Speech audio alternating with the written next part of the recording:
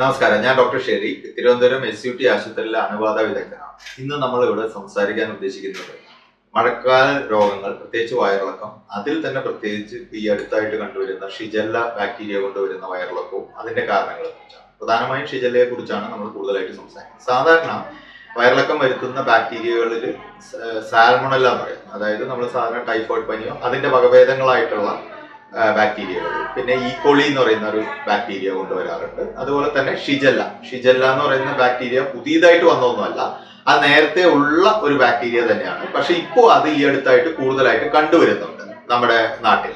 അപ്പൊ അത് തന്നെ കുറച്ച് മരണങ്ങളും കാര്യങ്ങളും സംഭവിച്ചിട്ടുണ്ട്. അപ്പൊ ഇത് പ്രധാനമായിട്ടും ഇത്തരം അസുഖങ്ങൾ, അതിപ്പോ ഈക്കോളി ആയാലും സാൽമണല ആയാലും ഷിജല്ല ആയാലും വരുന്ന പ്രധാനമായ റൂട്ട് എന്ന് പറയുന്നത് ഭക്ഷണം അല്ലെങ്കിൽ വെള്ളം. ആ രീതിയിലാണ് ഇത് മനുഷ്യ ശരീരത്തിലേക്ക് ഈ ബാക്ടീരിയ പകരുന്നത്. അതിൽ തന്നെ ഷിജല്ല നോക്കിക്കഴിഞ്ഞാൽ 4 വെറൈറ്റിയിലുള്ള ഷിജല്ലകളുണ്ട്. അതിൽ തന്നെ ഷിജല്ല ഡിസെൻട്രിയ എന്ന് പറയുന്ന ഒരു വെറൈറ്റി ഉണ്ട്. അത് കൂടുതലും ആയിട്ടുള്ള കോംപ്ലിക്കേഷൻസ് അതിനകത്ത് വരുത്തുന്നത് ആ ബാക്ടീരിയ കൊണ്ട് വരുന്നതാണ്. അതിന്റെ പ്രത്യേകത എന്ന് പറഞ്ഞത് ഒരുപാട് ബാക്ടീരിയ അകത്ത് പോകണ്ട, ഒരു 50-100 ബാക്ടീരിയ മാത്രം അകത്തേക്ക് കയറി കഴിഞ്ഞാൽ തന്നെ അത് ശരീരത്തിനകത്ത് രോഗബാധ ഉണ്ടാക്കാൻ തക്കതായ ശേഷിയുള്ളതാണ്.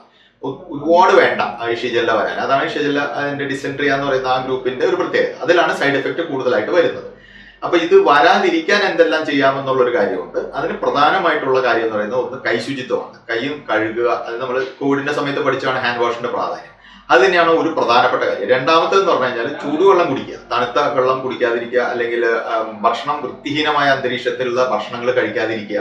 അപ്പൊ ഭക്ഷണവും വെള്ളത്തിൽ നിന്നാണ് ഇത് കൂടുതലായിട്ട് ഈ ഗ്രൂപ്പ് ഓഫ് ബാക്ടീരിയ ശരീരത്തിലേക്ക് കടക്കുന്നത്. അപ്പൊ അതൊന്ന് പ്രത്യേകം ശ്രദ്ധിക്കുക. പിന്നെ ഇതിന് പ്രത്യേകിച്ച് പ്രതിരോധ വാക്സിനുകളോ അങ്ങനത്തെ കാര്യങ്ങളോ ഒന്നും ഈ ഷിജല്ലയ്ക്ക് ഇല്ല. പിന്നെ ഇതിന്റെ കോംപ്ലിക്കേഷൻ വരിക എന്ന് പറഞ്ഞാൽ അപൂർവമായിട്ടാണ് ഇതിനകത്ത് കോംപ്ലിക്കേഷൻസ് വരുന്നത്. അതിൽ തന്നെ ചെറിയ കുട്ടികളിൽ ഇതിന്റെ കോംപ്ലിക്കേഷൻ നിരക്ക് കൂടാറുണ്ട്. അതുപോലെ ഒത്തിരി മുതിർന്നവർക്ക്, അത് സാൽമണലയിൽ ഒത്തിരി മുതിർന്നവർക്ക് ഭയങ്കരമായിട്ടുള്ള കോംപ്ലിക്കേഷൻസ് അത് വരാറുണ്ട്. BP കുറഞ്ഞു പോവുക, പിന്നെ കിഡ്നിയുടെ പ്രവർത്തനം മന്ദീഭവിക്കുക, പിന്നെ ഡയാലിസിസിലോട്ട് കൊണ്ടുവരും, അങ്ങനത്തെ കാര്യങ്ങളൊക്കെ വരാറുണ്ട്. അപ്പൊ ഇത് പ്രധാനമായും ചെറിയ കുട്ടികൾക്കാണ് ഇതിന്റെ തീവ്രത കൂടുന്നത്. അതുപോലെ മുതിർന്നവർക്കും ശരീരത്തിന്റെ പ്രതിരോധ ശേഷി കുറയ്ക്കാനുള്ള മരുന്ന് കഴിക്കുന്നവർക്കും ഇത് ചിലപ്പോൾ മാരകമായി വരാനുള്ള സാധ്യതയുണ്ട്.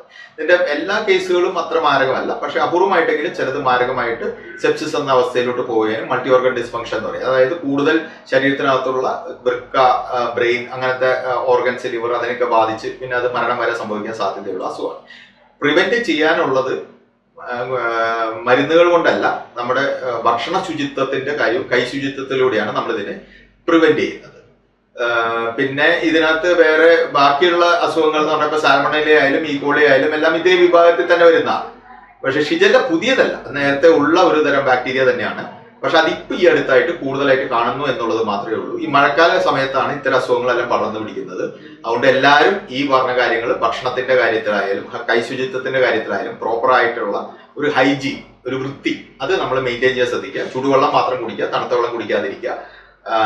അതുപോലെ തന്നെ വൃത്തിഹീനമായ അന്തരീക്ഷത്തിലുള്ള ഹോട്ടലുകളോ അല്ലെങ്കിൽ ജ്യൂസ് പാർലറുകളോ ഒന്നും വെള്ളം, അത്തരം ഭക്ഷണ പദാർത്ഥങ്ങൾ ഒഴിവാക്കുക. ഇതാണ് പ്രധാനമായിട്ട് ഇതിനകത്ത് ചെയ്യാൻ.